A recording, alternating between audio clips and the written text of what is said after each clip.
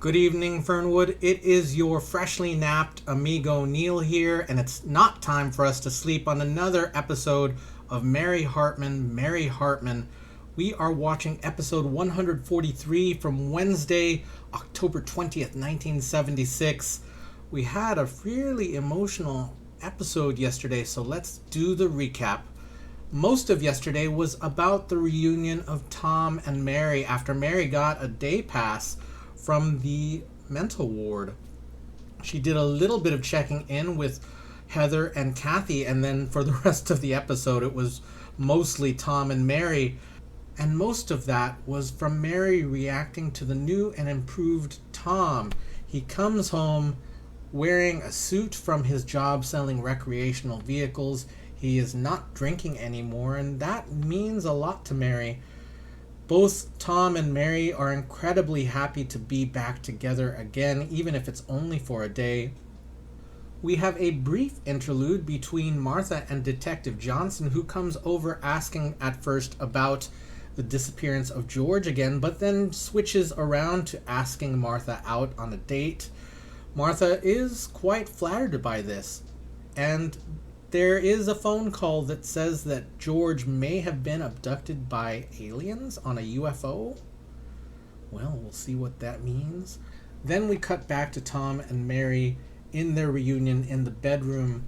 They are as tender with each other as I think I've seen. They get fairly emotional, and while they are kissing, Mary remembers the exercise that Dr. Medwick assigned and asked Tom to look in the mirror. His first response is that it's dirty to see them being sexual like this, and Mary turns it around and really gets the sex grooves going.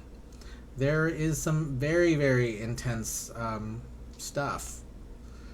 And that is as much as I can care to recall about that episode. Let's go ahead and start.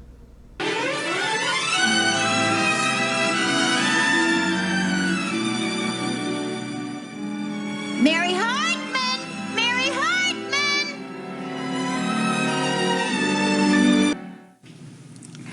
So at the hospital, they kept asking me, like what it was like when I was a child. Was I happy or not and stuff like that. And I found I just had the hardest time remembering that kind of thing. And I really feel bad about Daddy. Oh, that's very interesting, dear. But now, what do you think about your father and this theory that he went into a phone booth? I mean, a UFO. A UFO? I don't know. I was just thinking about now how he's missing physically, but when I was a child, he was missing emotionally. I think maybe that's why we got along so well, by missing each other. Detective Johnson thinks that your father was a double agent, and then there's Heather. Ma, let me ask you a question. You don't think Heather's a double agent too, do you? Huh? I mean, I always wonder about her. Oh, no. And now I think, this is what I believe, that your daddy may be working on a UFO. I miss him so much, Ma, I'm scared.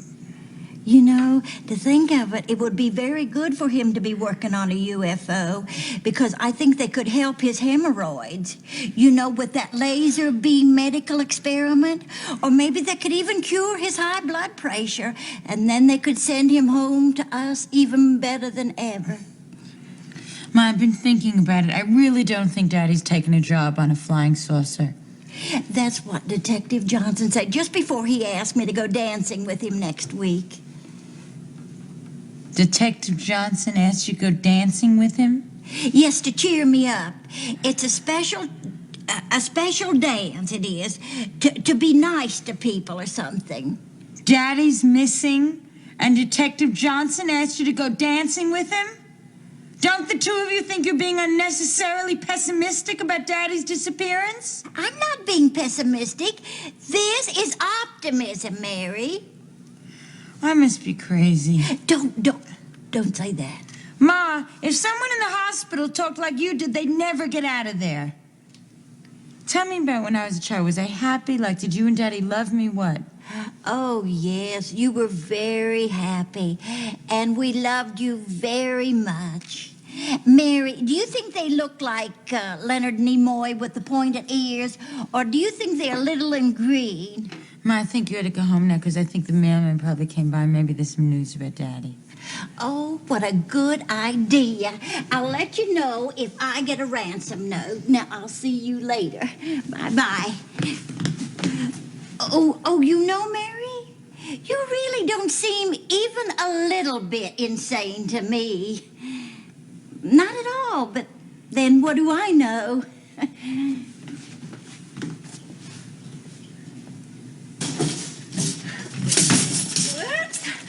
Hi, Mary. How are you? And I was on my way to the grocery store to restock my refrigerator with chicken fries and stuff, and I just stopped by to ask the vital question, how you feeling today? I'm okay. I just feel real bad about my father. Oh, I know, hon, but I'll tell you what. Just like my daddy used to always say, if you don't know where somebody is, you also don't know where they isn't. So don't rule out any possibilities, Mary. Can I have some Oreos? Do you have any real Oreos? When Tom must have done the shopping, all we have is Hydrox. Well, these will be fine. Well, looking great, Mary. How was last night? Oh, Loretta. I wish you could have been there. Really? Well, I'll tell you something, Mary. You do look a whole heck of a lot better. You have improved 100% since yesterday. I mean, you really look like you have just come from a week of rest and relaxation at Disney World rather than just out of the bed, readjusting to your home and everything again. What done it, Mary? Well, it's just amazing. I mean, it is just... I just can't tell you. It's just amazing how that works. I mean, it really works. What works? Well, you remember my complexion yesterday. Did you see it? Definitely. You had, truth to tell, hun, the makings of a real big zit right there. Did I? Mm-hmm. But today, as clean as a whistle. Yeah. What was it? Clear cell, proper pH, noxema. What did it? Tom. Loretta, it was Tom and me. I mean, it was like us. Tom. It was together. It was... It's not just my skin. I mean, it's not just the skin. It's just a whole... It's just a whole feeling inside. I mean... Well, you can eat that whole box of Hydroxes? Mary, there Hydroxes? wasn't even that many there. Well, Or just a couple there. Okay. Don't get upset about it. I really don't care that much about the cookies. I just... What's wrong with you?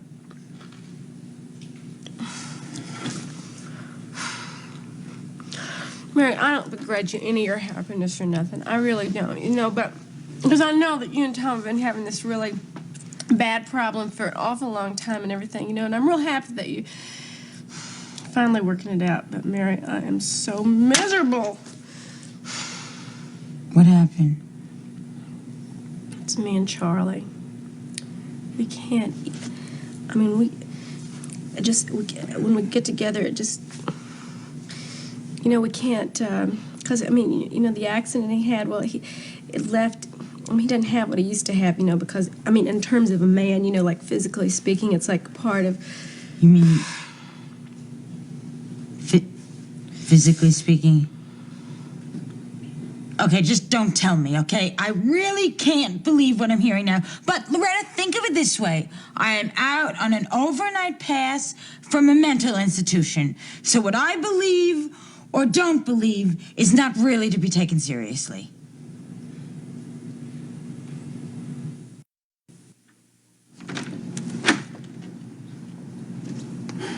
How you doing, Charlie? You got a lot of gall. You ain't even supposed to be here. You're supposed to be long gone from here by now. Charlie, I just want a minute of your time now. If you can find it in your heart to give me that minute, why, I promise you I'll be on my merry way right after that, if that's the way you want it. If that's the... Go ahead, talk. No, just go ahead, talk. Come on, talk, Jeters. Just give me some of your greasy talk so I don't hit you with my cane. And for your information, Loretta ain't home now. I come here to talk to you, Charlie, not Loretta. I already had the opportunity to talk to her, to explain to her why I come back here to Fernwood. Let me get this clear. You spoken to my wife already? Yes. No, if she didn't mention it to you, I'm sure it's only because she didn't want to get you all upset. And I don't want to get you upset either, Charlie. I just want to tell you why I'm coming back to Fernwood. I'm coming back here to start a new life, and I'd like to start with my slate clean. Listen, buddy, the Lord doesn't have an eraser big enough to clean the dirt off your slate. I'm sorry you feel that way about it, Charlie. And I'm sorry for how I done Loretta. First of all, I'm not Charlie to you. My name is Mr. Haggers to you. And second of all, let's not discuss my wife, all right? Charlie, I'm sorry about how you hurt your leg there. That limp, I hope that limp ain't permanent. The doctors ain't sure. Well, all I can say is that I've repented. I'm not the man that I was. And I truly hope that someday you'll be able to forgive me. Oh, Forgiveness. Charlie. Oh, look at you. Oh, Loretta broke the news to me on the way over to the grocery store, and I was just so crestfallen. I mean, I just had to come right over. Mary, it's so good to see you out of the hospital, honey. Oh, you look normal enough. You look happy too. Oh, Charlie, I am happy. I mean, I'm just so happy that I just have to let you know what I know. That's it, Charlie. I just have to let you know. I mean, when Loretta told me, about you, I'm so sorry. I'm just so sorry. Last night, Tom and I had the best night we've ever had in our entire lives together. Because we were honest. Now, I know that honesty is not the thing that's standing in the way of yours and Loretta's happiness. I know it's your wound. I know you don't have to say anything, Charlie. There's no point in discussing it. But the point is, I think that I have a solution to it. There is a man at the hospital. His name is Dr. Medwick. He's a clinical psychologist. You will never guess what his specialty is. Mary, You'll never guess, Charlie. Don't even try to guess. It's religious sex. It's religious sex. It is sexual adjustment for the best of Christians. That's what it is. What he does is he manages to use sex with the aid of a Bible. And since, you and Loretta are about the most Christian people I've ever met, I couldn't think of a better solution. Now, usually what he does do is he deals with people who have sexual hang-ups, like sex is sinful and stuff like that. Now, I realize that yours is a different kind of thing, but he's such an intelligent man, and he's so interesting, and he is such a thing about him that I have a feeling he might be able to help you, Charlie, with your sexual problem. And the really great thing, don't jump to conclusions here, because I'll tell you, if he can't, the guy will recommend someone. Now, I have not seen an x-ray of the afflicted area, and I don't wish to. I know you're in a lot of pain, Charlie. The point is, I just have a feeling about this guy. He's tops in his field. Yeah, Mary, I don't know what you're talking about. And Merle Jeters here doesn't know what you're talking about either, Mary. I don't know what Loretta's been telling you. Oh, my God. Oh, my God. Oh, Mr. Jeter. Oh, my God, I'm so sorry. I'm so embarrassed. I'm so sorry and embarrassed. After what you've gone through and Charlie's Limp! It makes you limp too? Mrs. Hartman, I certainly appreciate your kind thoughts, but you don't have to feel sorry for me. I would like to say, though, that I agree with every word you said sitting down there.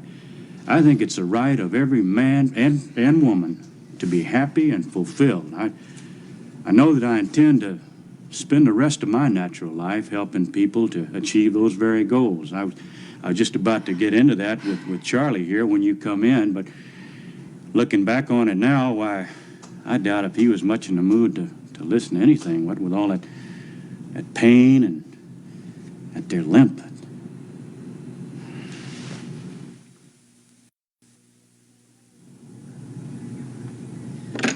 don't care who thinks we're silly. You be dappy, and I'll be dilly. We'll order up 2 bowls of chili. Setting the woods on fire, do. Setting the woods on fire, do. Hi, honey. I have got us some of the best yummies. Don't you call me honey, you Benedictine Arnold. Maybe I should call you Delilah. Charlie, hon, are you hurting or something? You want me to call the doctor? Yeah, I'm hurting, but it's nothing the doctor can fix. I'm hurting my soul, Loretta, because I've been betrayed by my own wife. Charlie, what in the heck are you talking about? Honey, let me see if you got a fever. Why don't you ask Mary? Why don't you just go ask your friend Mary Hartman? She ought to know what's bothering me. She's filled in on all our private family affairs. Well, you want me to ask Mary? Yeah, Mary. Mary, who hired herself over here to tell me about this wonderful doctor, this marvelous doctor that she's got over at the hospital, who is just the man to help me out on account of he's a specialist in sex problems, which I wonder how she would know that I might have a need for such a kind of a doctor, unless possibly my own wife, Loretta, who pledged on her honor never to tell another living soul about it, happened to blab it to her friend Mary. You think that could be possible, Loretta? She'd tell you, she looked pretty well clued in on the whole thing. I told you, Loretta. I told you. I couldn't bear to have my humiliation known. I couldn't bear to have people know about that. Charlie, Mary and people. I mean, Mary. You know what I mean? Oh, honey, she's my very best friend. I just couldn't hold it in anymore. Yeah, well, that ain't the worst of it. The worst of it is she did it in front of an audience. She's so all fired up to help out that before I could stop her, she blurted out in front of maybe possibly the worst person in the whole wide world to know it. Speaking of which, worst person in the whole wide world, how come you did not tell me that of all the places in the world where he might be, Merle Jeter's, the cause of most of our problems, happens to be right here in this town, huh? Mary was here and she told it in front of Merle. Oh. That's not what I asked you, Loretta. I asked how come you didn't tell me he was here, and to stay from the look of it. Well, honey, I mean, I didn't know you was interested in the fact that he was here, seeing as how you never want to see him again as long as you live. Yeah, that's true. That's true. Yeah, that's true. Yeah. I don't want to see him, and I don't want you to see him either. Look, Charlie, I'm really sorry about Mary and everything. You know, I really am, honey. I mean, I didn't mean to tell her, you know, it just kind of oozed out of me in a weak moment because she was telling me all about Tom and her and how they've been getting along so good like they never did before and everything. And I don't know, I just felt kind of low and it just kind of popped out of me, you know. But, honey, I mean, she did tell me that she knows this doctor who really might be able to help us. And, I mean, when she told me that, I just said, maybe, someday, maybe, you know, if Charlie's in the mood, if you're in the mood, that maybe she could come over here and tell us about it. But, Charlie, I had no inkling in God's green earth she was going to scoot right over here immediately and tell you, let alone did I not know she was going to tell you right before Merle. Honey, we got to realize she ain't quite right yet.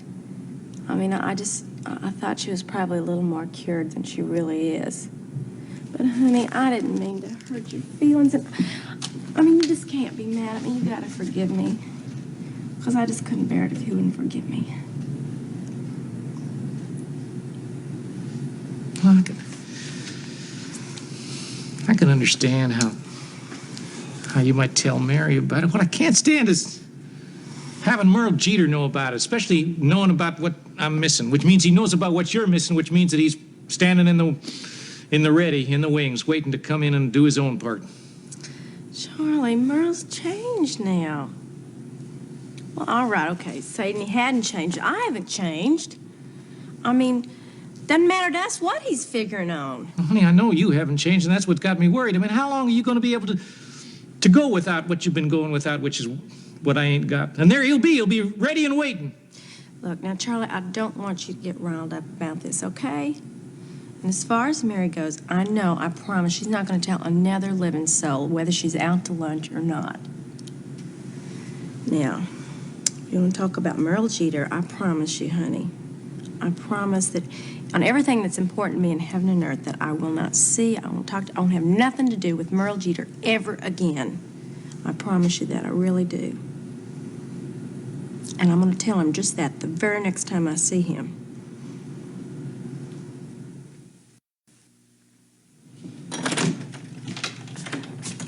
Heather, did you have a nice day at school? It's the weekend. Oh, Right. Ah, would you like something to eat? Oh, why don't you have a nice orange crush? And maybe you could sit down here and we could have a nice talk, like the good old days.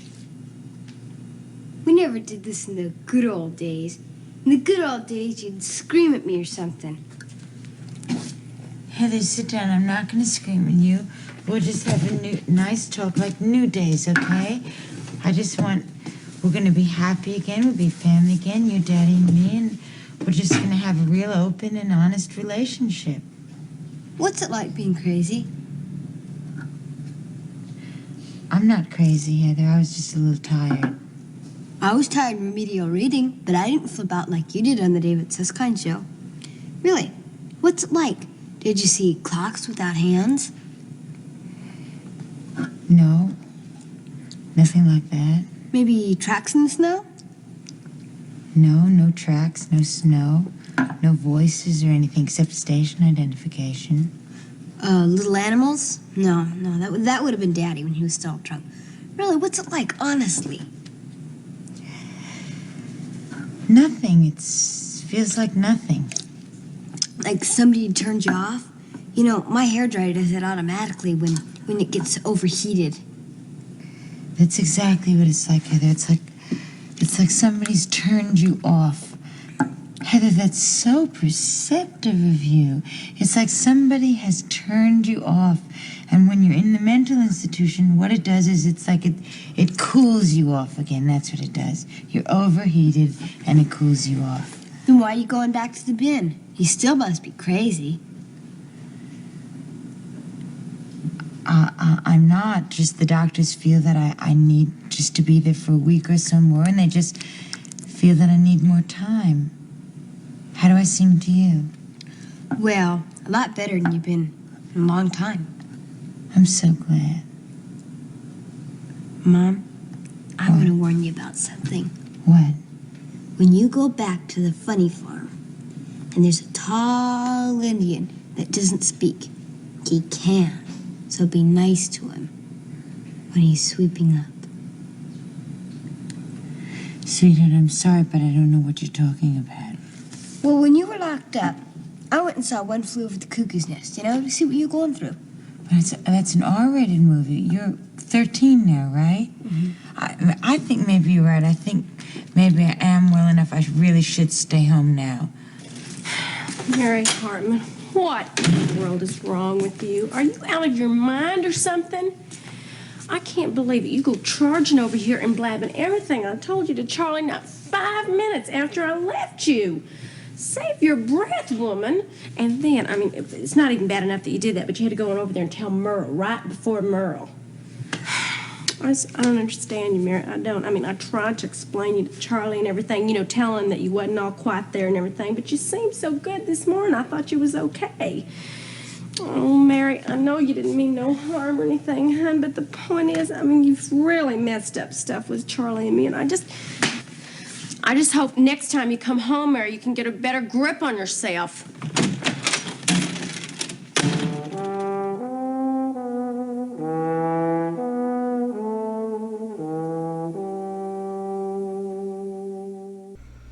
So this episode is a bit of a rude awakening, and I think let's just take it from the top. So Mary spends a little bit of time catching up with Martha, and then Loretta comes over and is happy to hear about Mary's and Tom's night, and apparently they had a very good night, so that's glad. I'm glad to hear that, I should say. On the other hand, that gives Loretta a little bit of a need to vent her problems. And I don't think that it was a bad thing for Loretta to vent her problems, to say what was going on. I think that Loretta really needed someone to listen to her. So I don't really have a problem with Loretta sharing this problem, because she has no one else to talk to. And what happens later is maybe a different issue, but I do feel like Loretta needed someone in that moment, and who else? Then we get Merle coming back to Charlie to make amends. And I think that is a kind gesture, although probably, was about to fall on deaf ears. And it's unfortunate that Mary immediately went over in her concern and forgot basic discretion about someone else's privacy.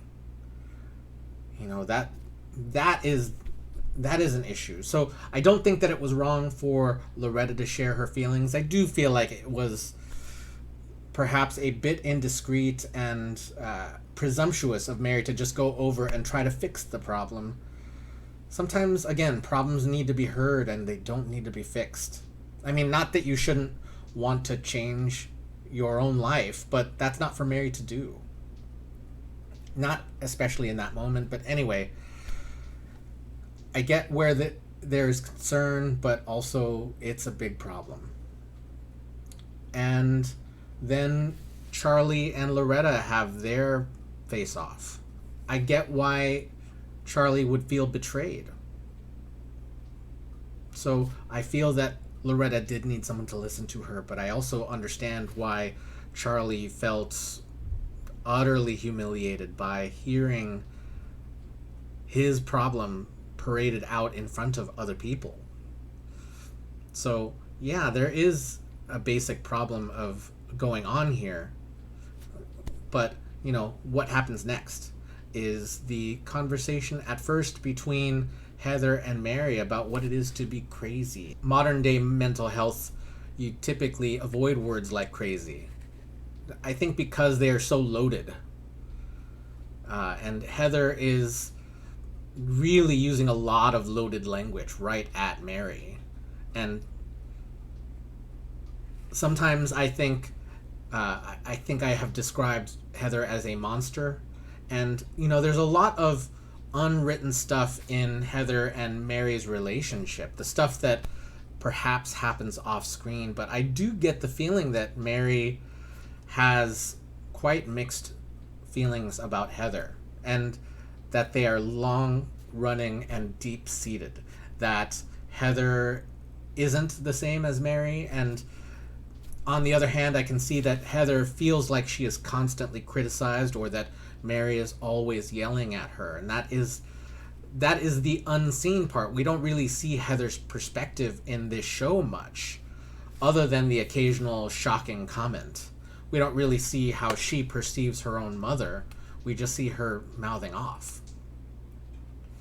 But there's a bit of loaded language used there. On the other hand, Heather admits that Mary does seem better than the last time that she saw her, so there seems to be some improvement. And then Loretta comes over and spews on Mary. There's appropriate criticism to be had of Mary, but in the end, it's... And also it's appropriate to vent that emotion. It's a question of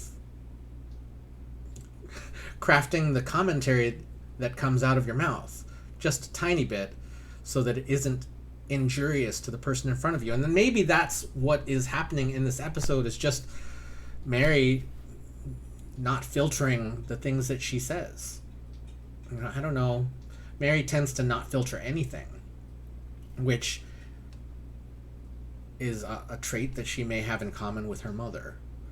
Not that that's necessarily a bad thing, but hey, being able to hold on to a thought for a moment is sometimes a helpful skill. But the way that the spewing from Loretta comes seems... Loretta is generally kind-hearted, but it felt mean. And there was a little bit of apology in it, but also a lot of anger. And that anger is understandable. But it does come with that weight of, you gotta fix yourself.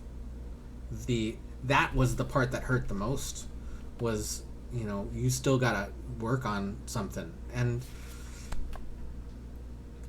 I can't imagine how Mary would feel there. Or really, I imagine that she feels insulted or hurt, or a lot of different feelings. I think that she must be really, really hurting right now.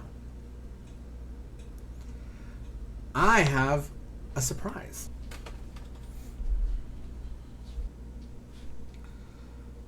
Well, I have finally received my copy of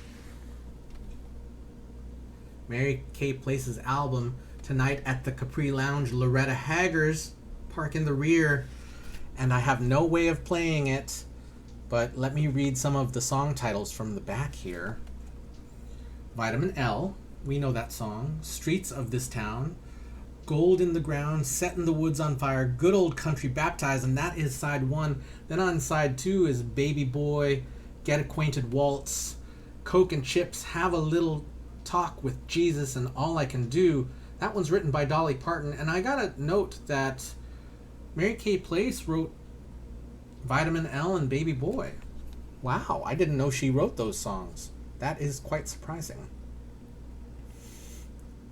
I think, other than that, I did remember just now a comment I actually wrote down on a note when this happened at the very first scene with Loretta and Mary, where Loretta asks for a cookie and Mary says, "We don't have any real Oreos, we just have Hydrox."